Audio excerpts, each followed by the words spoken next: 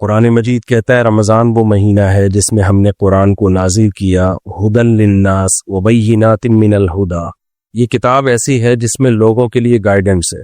یہ جو گائیڈنس ہے نا، یہ بڑا امپورٹنٹ لفظ ہے انسان کی زندگی کے لیے.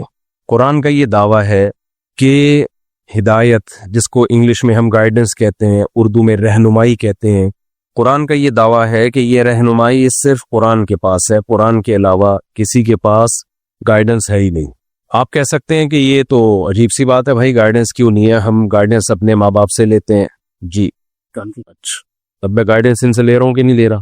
تو ہم تو زندگی کے بہت سارے شعبوں میں مختلف قسم کے لوگوں سے گائیڈنس لیتے رہتے ہیں. قرآن کہہ رہا ہے کہ گائیڈنس صرف کس کے پاس ہے؟ قرآن کے پاس ہے. تو عجیب سی بات ہوئی، سمجھ میں آنے والی بات تو بظاہر نہ ہوئی ہے. بظاہر میں نے سوچ سمجھ کے لگایا، اس لیے کہ اگر بظاہر کے بغیر کہہ دیتا کہ سمجھ میں آنے والی بات نہ ہوئی تو کلپ چل جاتا اور گستاخی اور توہین قرآن کا کیس چل کے پھانسی ہو جاتی. سمجھ رہے ہیں کہ نہیں سمجھ رہے کہ مفتی صاحب نے کہہ دیا کہ یہ تو غلط معلوم ہو رہا ہے. تو یہ پاکستان میں اس وقت مذہب کا یہ حصہ رہ گیا ہمارے سامنے. سمجھ رہے ہیں؟ مذہب اس چیز کا نام ہے، اڑا دو پھوڑ دو، کوئی پتھر سے نہ مارے میرے دیوانے کو، بم کا زمانہ ہے اڑا دو سالے کو. سنا ہوگا نا آپ نے، کوئی حسن حاضر ہے محبت کی سزا پانے کو. اصل میں یوں تھا، میری عادت ہے چٹکلوں کی، وہ باز نہیں آتا. محبوبہ نے کہا تھا پرانے زمانے میں کہ بھئی میرے حسن کی وجہ سے یہ مجھ پہ عاشق ہوا ہے تو سزا مجھے ملنی چاہیے، اس بیچارے کو کیوں مار رہے ہو بھائی؟ یہ ایپو ختم کریں، جیسے نارمل آواز ہے نا وہی رکھیں. حسن حاضر ہے محبت کی سزا پانے کو، کوئی پتھر سے نہ مارے میرے دیوانے کو. کراچی کے حالات سے یہ شاعر نے چینج کیا ہے، کوئی پتھر سے نہ مارے میرے دیوانے کو، بم کا زمانہ اڑا دو سالے. پرانے زمانے کی بات تھی. خیر، تو بھئی ہم تو مختلف زندگی کے شعبوں میں ہدایت ہم لیتے رہتے ہیں، لیکن قرآن کہہ رہے کہ ہدایت اور گائیڈنس صرف کس کے پاس ہے؟ قرآن کے پاس. لیکن سوال پیدا ہوتا ہے، بظاہر قرآن میں تو کوئی گائیڈنس ہے ہی نہیں.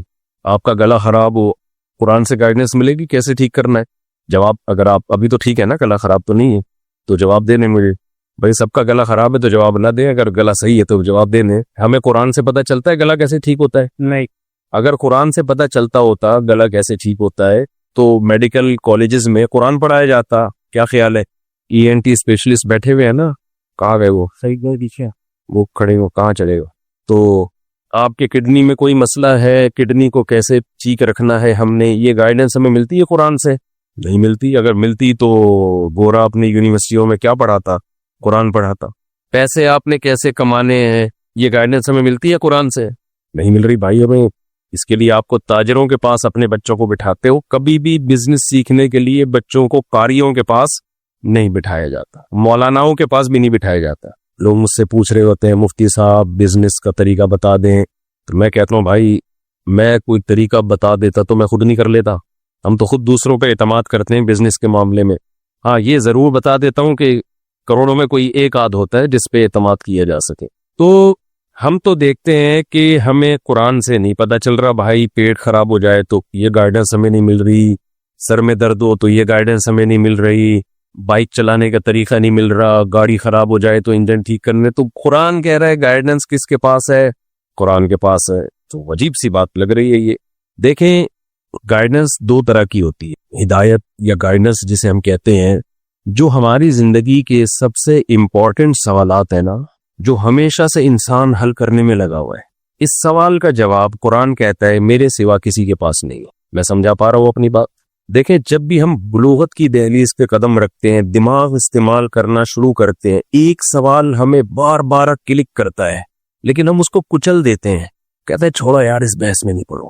وہ سوال یہ کہ ہم کیوں ہیں، یہ سب کیوں سجایا گیا، یہ گلشن، یہ انسان کو کیوں بنایا گیا، یہ کائنات کو کیوں ڈیزائن کیا گیا، یہ کیوں زمین سورج کے گرد گھوم رہی ہے، پھر سورج کہیں اور زمین کو لے کے گھوم رہا ہے، پھر یہ درخت، یہ پودے، یہ تتلیاں، یہ شیر، یہ چیتے، یہ لومڑیاں، یہ ظلم، یہ عدل، یہ رحم، یہ سخت دلی، سب چیزیں دنیا میں مکس چل رہی ہیں کہ نہیں چل رہی ہیں؟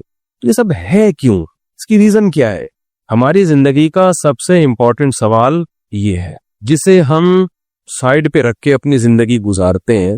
سائیڈ پہ رکھنا اس لیے ضروری ہے کہ لائف کو انجوائے پوری طریقے سے انسان جب ہی کر سکتا ہے جب اس سوال میں پڑھنے کی ٹینشن نہ لے. وہ اگر آپ اس سوال کے جواب میں پڑھنے کی ٹینشن لیں گے تو بہت ساری پیچیدگیاں پھر زندگی میں کھڑی ہو جائیں گی کہ ہم کیوں ہیں. یہ سوال جو ہے نا، میں آسان سے مثال سے بات سمجھاتا ہوں. آپ کو کسی کمپنی نے پروجیکٹ دے کے امریکہ بھیجا بزنس کلاس میں، اس میں کچھ ڈاکٹرز بھی تھے، کچھ انجینئرز تھے. وہاں ایک بلڈنگ بنانی تھی. ڈاکٹروں کا کام یہ تھا کہ یہاں جو بیمار ہو جائیں گے تو وہ ٹھیک کرنا ہے آپ نے ان کو. جو سول انجینئر تھے میپ بنانا ہے، کچھ دوسرے انجینئر تھے انہیں یہ کرنا ہے وہ کرنا ہے. پورا پروجیکٹ دے کے پوری تیاری کر کے اور پیسے ویسے بھی آپ کی پینٹ میں ڈال دیے کہ وہاں کھاؤ پیو، کوئی ٹینشن نہ ہو. کام آپ کا کیا ہوگا؟ یہ پروجیکٹ ہمیں 1 سال میں کمپلیٹ کرنا ہے. اب آپ گئے امریکہ گئے تو ایک الگ دنیا نظر آئی. وہاں نائٹ کلب بھی، وہاں شراب. یہاں پھر بھی انسان چھپ چھپا کے جا رہا ہوتا ہے. میں افریقہ میں نے نائٹ کلب دیکھے تو میں نے کہا ان سے تو ہمارے چائے کے ہوٹل اچھے ہیں.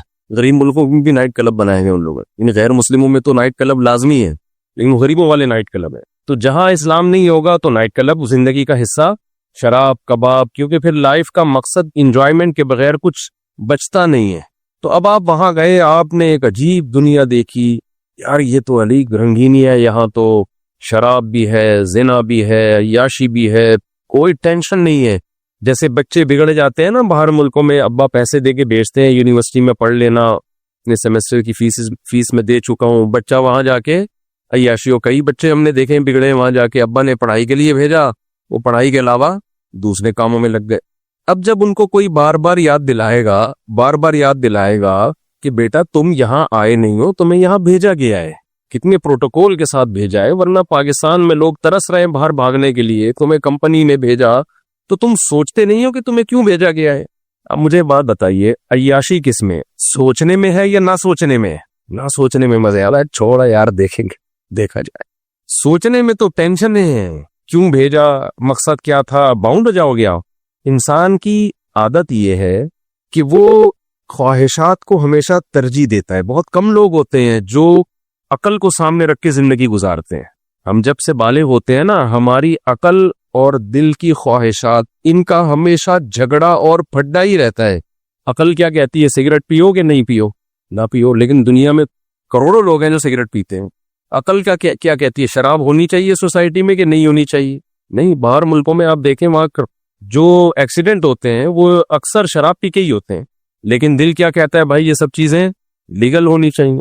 بہت ساری مثالیں ہیں. عقل کیا کہتی ہے، جس باپ اور ماں نے تمہیں پالا تو بڑھاپے میں ان کو پالو یا اولڈ ہاؤس میں جمع کرا دو. جواب دینا، پالو نا. لیکن دل کیا کہتا ہے، گوروں کا دل. ہم تو کلچر کے میں باؤنڈ ہوئے ہیں نا تھوڑے سے، اب جمع کرا، ورنہ یہاں بھی دل یہی لوگوں کا کر رہا ہوتا ہے کہ ابا اولڈ ہاؤس میں ہی رہیں تو زیادہ اچھا ہے. ان کا تو کلچر نہیں ہے تو وہ فوراً کہاں لے جاتے ہیں اس کو، ابا اماں کو اولڈ ہاؤس میں. تو پوری زندگی ہماری عقل اور دل کے جھگڑوں میں گزرتی ہے.